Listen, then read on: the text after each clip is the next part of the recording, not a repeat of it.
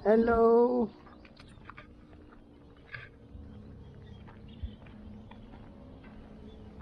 Hello, magandang hapon po sa ating lahat. So, yung daanan natin ay medyo malupit yung daanan. Ito guys, yung daanan po natin maputik. Uy, uy, uy, uy. Dito.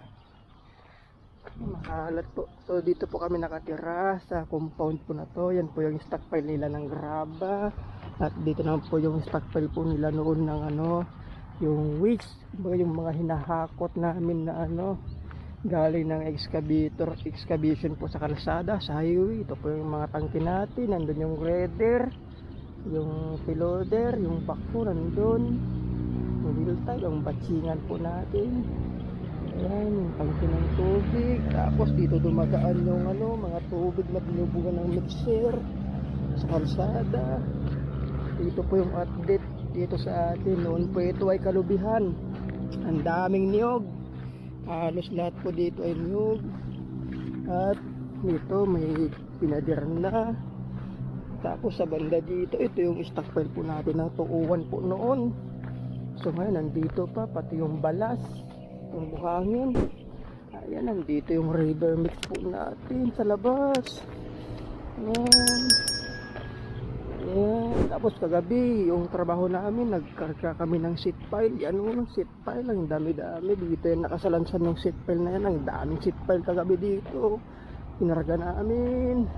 Tapos ito po yung natin ngayon, yung report na graba, dinadala para sa building po natin yan na project nandun sa Marbil, sa Cotabato, Coronadal City. Puro mga Ilonggo yung mga tao doon.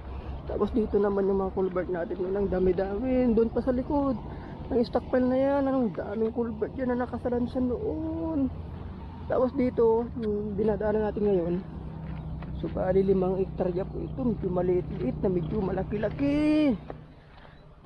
Ito po yung highway natin noon dito, second lane, 2 lane lang. Ngayon 6 na lane na. So, ito yung patungong Davao. Yan po, patungong Davao yung nandun. Uy, may magandang binibini. Tapos dito banda, patungong Ginsan. So dito tayo mamamaliki. So ayan po, hanggang doon na lamang yung update po natin for today.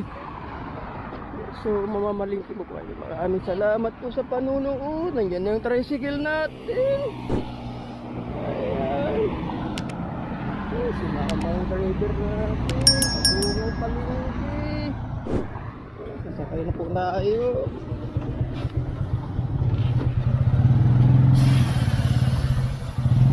Ayan. Nagsungaw. Taklat. Hey!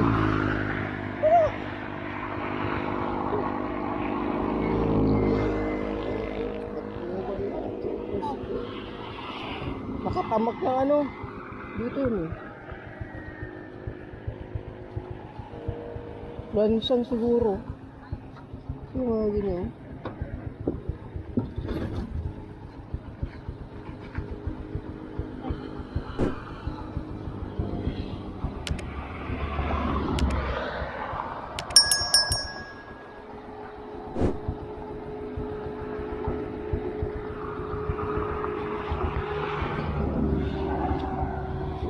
Ito yung tricycle po natin na sinasyon. Nalas naman. Ayan, yung highway naghihintay sa atin ng palengke.